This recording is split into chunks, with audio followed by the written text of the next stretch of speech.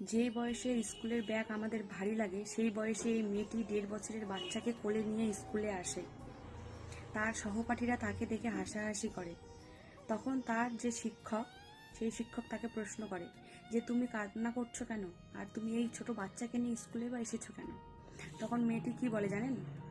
মেয়েটি তখন বলল যে আমার মা মারা গেছে, এটি আমার ভাই হয়, 1.5 বছর বয়স। আমার বাবা খুব গরিব, লোকের বাড়িতে কাজ করতে গেছে। ভাইকে আমি বাড়িতে একা রেখে কিভাবে স্কুলে আসতাম? আর আমি পড়াশুনো করতে চাই, আমি শিখতে চাই। আর আমি যদি ভাইকে দেখে থাকতাম বাড়িতে, তাহলে আমি পড়াশুনো করতে পারতাম না। তাই আমি আমার ভাইকে নিয়ে স্কুলে এসেছি। মেয়েটির কথা শুনে সত্যি কোনো বলার মতো কোনো ভাষা নেই। এই বয়সের বাচ্চারা মোবাইল, গেম, খেলাধুলো এগুলোতে ব্যস্ত থাকে।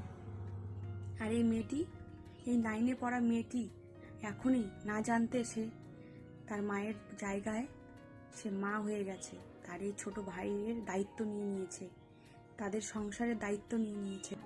ওই জন্য সবাই বলে যাদের বড় দিদি আছে তারা মায়ের ভূমিকা পালন করে। মায়ের পরে যদি কেউ হয়ে থাকে সেটা হচ্ছে বাড়ির বড় দিদি।